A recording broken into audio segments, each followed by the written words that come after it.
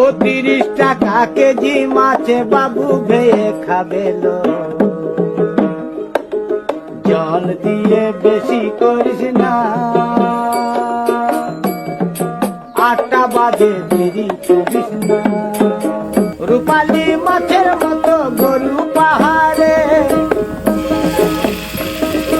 কালো দিঘির কালো জলে রূপের পাহাড়ে, রূপের পাহাড়ে।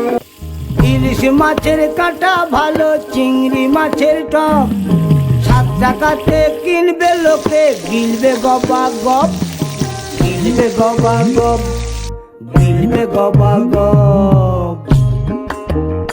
ও তোর কচি পোনা,